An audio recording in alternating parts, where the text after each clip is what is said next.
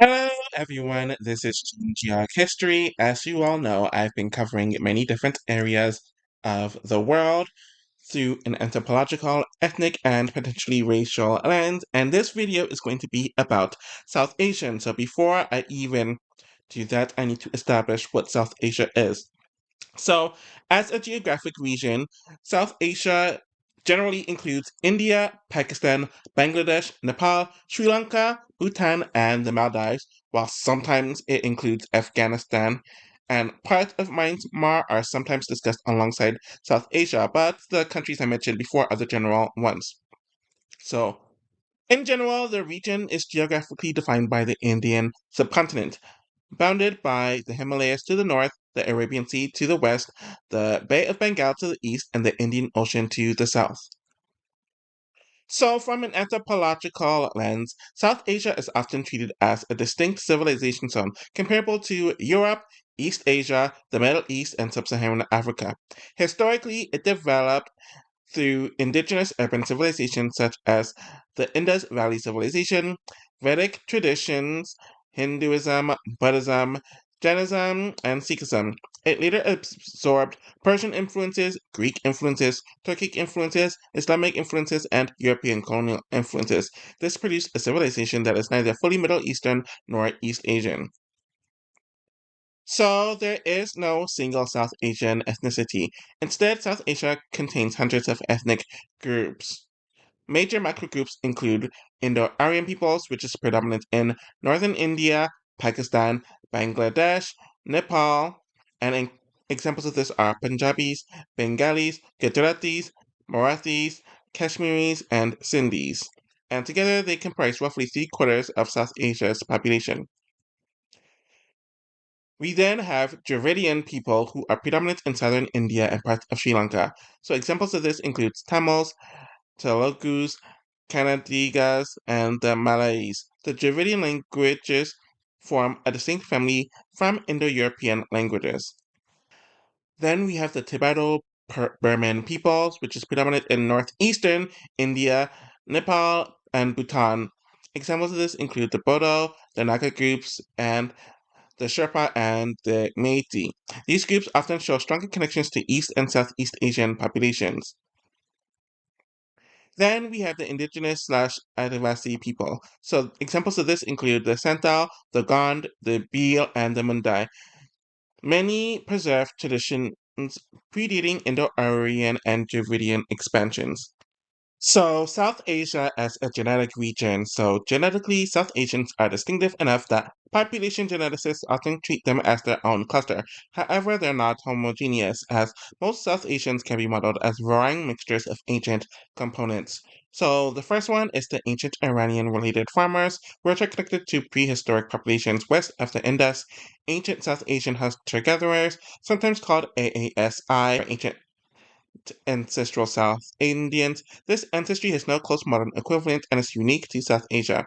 Steppe pastoralists, so steppe pastoralists are related to Bronze Age populations from the Eurasian steppe, most prominent or more prominent in northern India, Pakistan, and some upper caste groups, and East Asian slash Tibetan components, found especially in Nepal, Bhutan, northeast India, and Himalayan populations.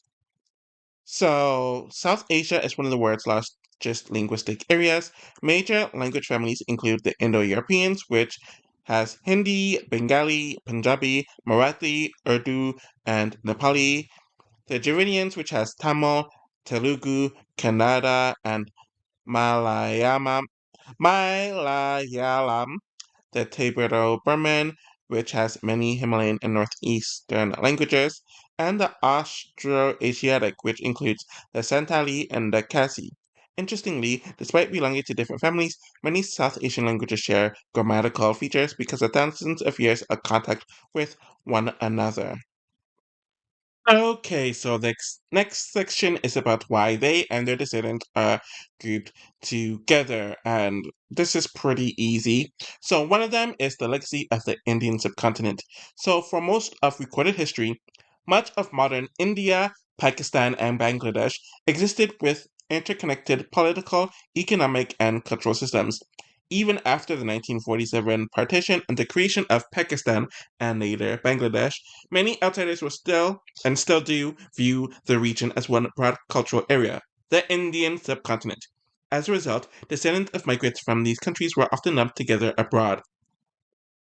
The second reason is shared colonial history. So, the vast majority of South Asian immigrants to countries like Canada, the United States, and the United Kingdom came from territories that are once part of the British Raj. Whether someone's family came from Lahore, Dhaka, Delhi, or Karachi, they often shared similar educational systems, legal traditions, English language familiarity, or the same amount or less thereof, and similar migration routes, which encourage institutions to classify them together. So the third reason is the visible similarities to outsiders. So people tend to create broad categories based on what they can easily recognize. So many South Asians share related cultural traditions, similar cuisines, similar family structures, similar religious histories, and overlapping physical appearance ranges. So, to someone unfamiliar with the region, distinguishing a Punjabi Sikh to an Urdu speaking Pakistani or Bengali Hindi is pretty difficult on average, hence them being grouped socially as South Asian. The fourth reason is that their diaspora communities generally develop together. So, in places like Toronto, London, and New York City, immigrants from different South Asian backgrounds often settle into the same neighborhoods, causing shared institutions like South Asian grocery stores, South Asian media, South Asian student associations, and South Asian cultural festivals, creating an umbrella that these diaspora communities created. The fifth reason are census and governmental categories. So, modern governments often need to broad categories for statistical data. So, in North America, South Asia generally includes India, Pakistan, Bangladesh, Sri Lanka, and Nepal, though the category isn't claiming that these groups are the same ethnicity. It's a practical administrative grouping similar to East Asian, Middle Eastern when it's used, and Latino slash Hispanic. Okay, so the sixth reason is their shared experience abroad. So many descendants of South Asian immigrants experience similar forms of racialization, stereotyping, and cultural expectations. This can strengthen a broader South Asian identity, especially among second and third generation descendants. But obviously, the category has limits since it ignores the diversity of the region, like Tamils from southern India, Punjabis from Pakistan, Bengalis from Bangladesh, and Sherpas from Nepal can differ slightly in language, religion, genetics, history, and physical appearance. So the category works at best as a regional identity, not a single ethnicity or a race. Alrighty, so now is the time to do the timeline or a general timeline of South Asia.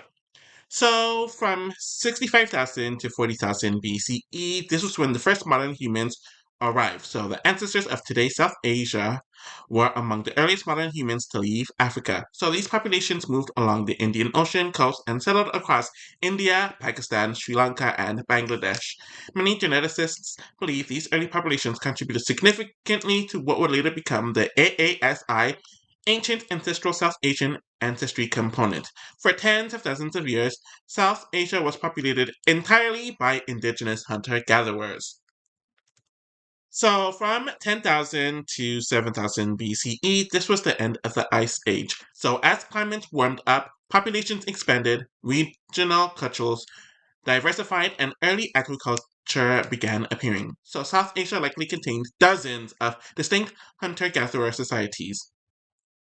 So from 7,000 to 3,300 BCE, this was when early farming communities really started forming. So the site of Maragar, hopefully I said that correctly, in present-day Pakistan became one of the world's earliest farming settlements. So during this period, farming spread, the villages grew, and interactions increased with populations from the Iranian plateau. So this period helped form the ancestry that later characterized much of the Indus region.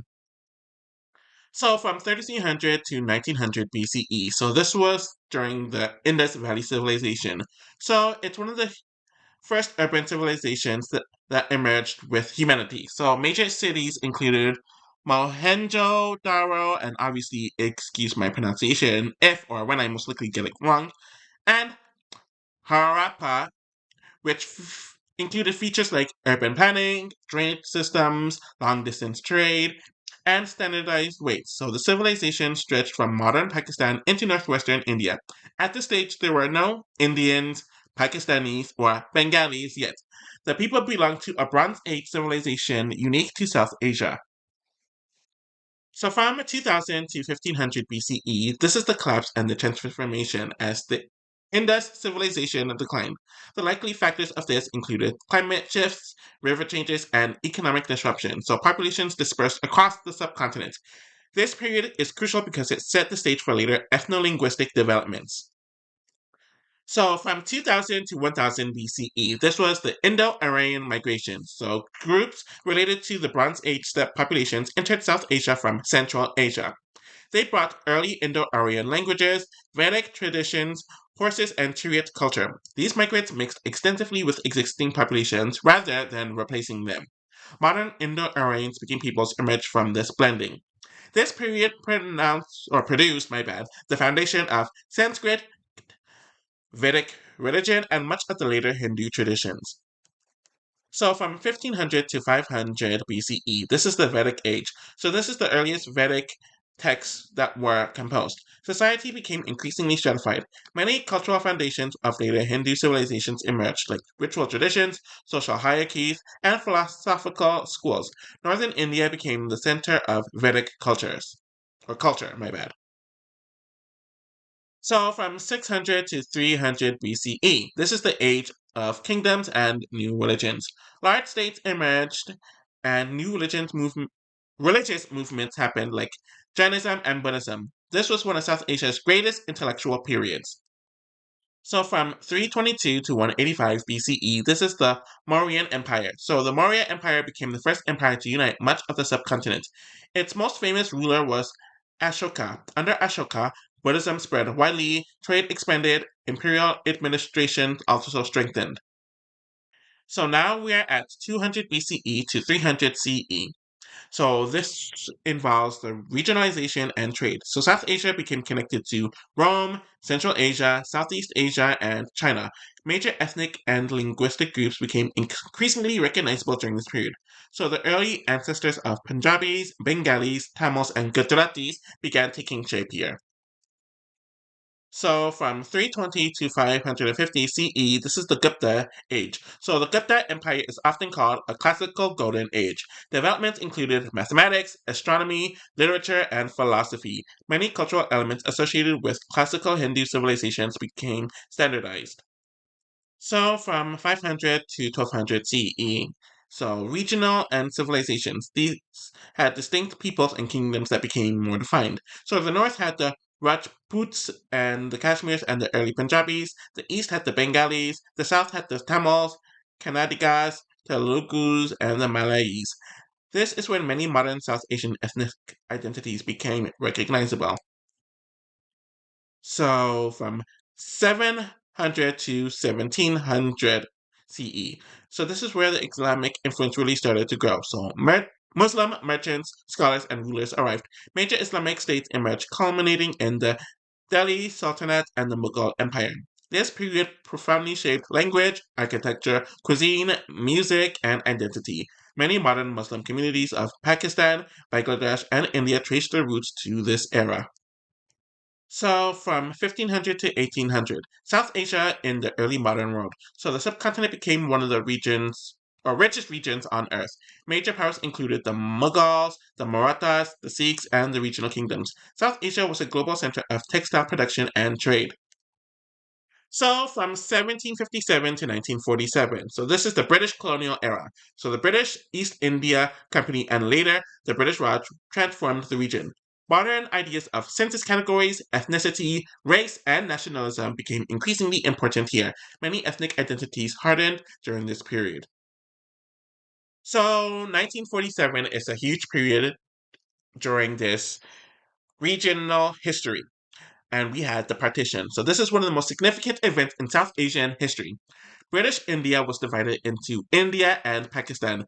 Millions migrated, hundreds and thousands of people, hundreds of thousands, my bad, died in communal violence. Despite these new borders, many ethnic groups remain divided across countries. So examples include the Punjabis, the Bengalis, and the Kashmiris. Now we're at 1971, and this was when Bangladesh had their independence. So East Pakistan became Bangladesh. This marked the political separation of the Bengali Muslim majority from Pakistan. And now we're in the current era, which is from the late 20th century to today. So this is where the global South Asian diaspora really grew. So large-scale migration created major South Asian communities in Canada, the United Kingdom, the United States, Australia, and the United Arab Emirates. Today, South Asians comprise roughly 2 billion people and represent one of the world's largest and most diverse population complexities. So, yeah. So now we're at the section where I generally talk about the average phenotype of the region that I'm speaking about. So to start off, there is no single average South Asian phenotype in the way that there's no single average European phenotype. South Asia contains nearly 2 billion people and enormous variation amongst that group of people. However, if you were to imagine the statistical center of South Asian variation, roughly where the largest populations of northern India, Pakistan, Bangladesh, and parts of Nepal overlap, you can describe a generalized emphasis on generalized South Asian phenotype. So, the statistical center of South Asia would likely resemble someone from the densely populated Indo-Gangetic region stretching across northern India, eastern Pakistan, Bangladesh, and southern Nepal. That's where a majority of South Asia's population lives. So, common features, so the typical traits that might be included are medium to dark brown hair, brown eyes, medium brown to dark skin, through considerable variation exists, dark, thick hair texture, straight to wavy, moderate facial hair growth in males, narrow to medium nose width, medium facial breadth, and generally gracile to medium body build. So when it comes to the skin color, there's a wide range, as there can be very fair Kashmiris and some Punjabis, medium to brown Gangetic populations, and darker populations in southern India and some tribal groups. The average probably falls somewhere in the medium brown range. So now we're going to focus a bit more on the regional variation. So in the northwest, so this includes Pakistan, the Punjab, which is in both Pakistan and India, and the Kashmir. They often overlap somewhat with the Iranian and Afghan populations due to their proximity. Common traits include lighter average pigmentation, higher frequency of lighter eyes, though it's still uncommon overall, and stronger West Eurasian affinities. So when you look at the Gangetic plane, it's often considered the central South Asian phenotype. So typically they have medium brown skin, dark hair, brown eyes, and features distinctly recognizable as South Asia. So, in South India, they often have higher indigenous South Asian ancestry, darker average pigmentation, and similar hair and eye coloration. In the Himalayas, it includes groups in Nepal, Bhutan, and Northeast India. They often show varying East Asian influences with epicanthic folds, flatter facial profiles, and different craniofacial proportions. So historically, physical anthropologists sometimes describe a generalized Indo-Dravidian or South Asian phenotype characterized by dark hair, brown eyes, medium stature, and intermediate facial morphology between Western Eurasian and Eastern Asian population centers. So modern anthropology generally avoids rigid racial typologies because South Asians do not form a single uniform physical type. And with the final section of the video, I'd like to talk about the region that I'm discussing relationship with race.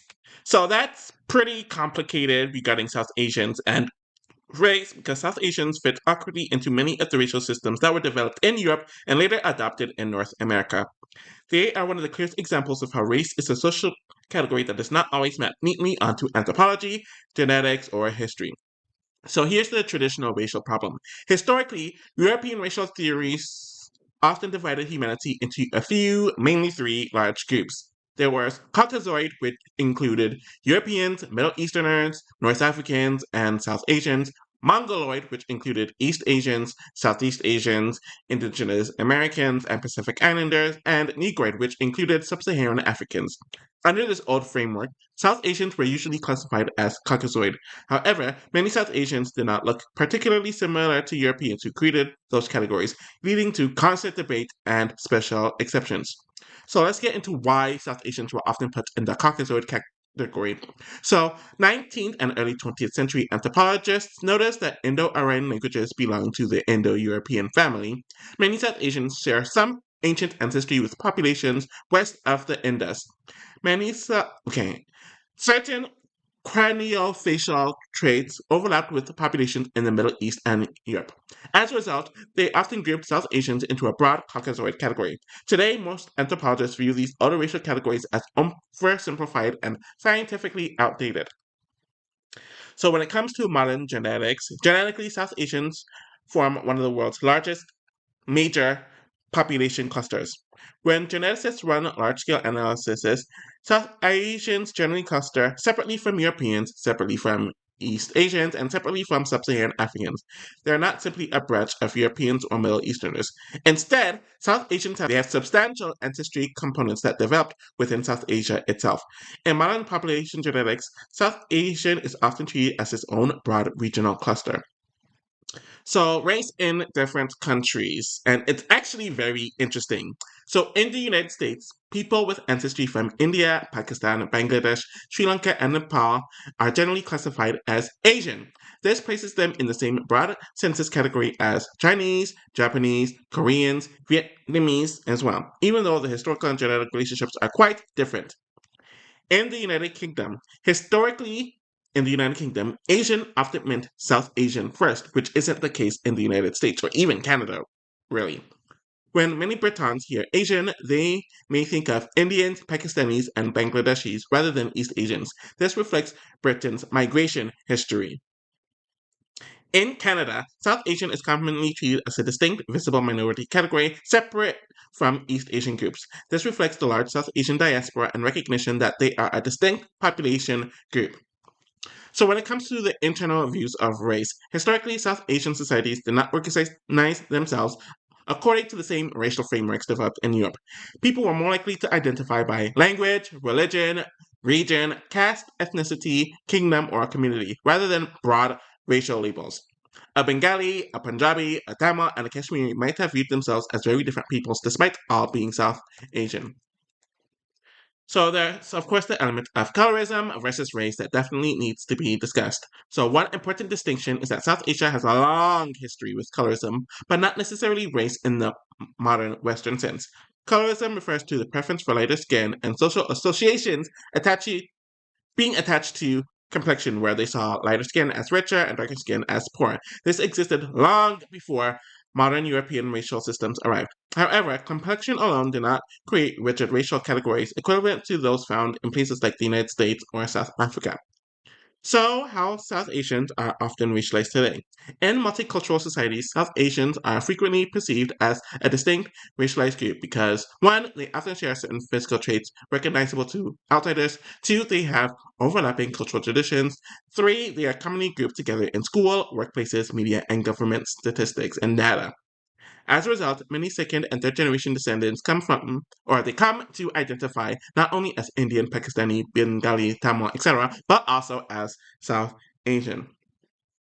So when it comes to the anthropological bottom line, from a modern anthropological perspective, South Asians are not a single race. They are not simply European, Middle Easterners, or East Asians. They form a major regional population complex with deep indigenous roots and substantial internal diversity. In contemporary societies, South Asian often functions as a racialized regional identity, similar to how terms like Latino or Middle Eastern can operate socially even though they encompass many different ethnicities and physical types. So I hope that kind of makes sense of it all. Okay, so that concludes my video on South Asians. I'm going to do the Sahelian, so people who live in the Sahara in Africa, and then do Central Asians, then I'll probably just bounce back and forth, back and forth, back and forth between Africa and Asia for the remaining of this, just so it can keep things fresh for me and for whomever is watching. Anyways, thank you all for watching this, and I'll be back with more content soon. Take care.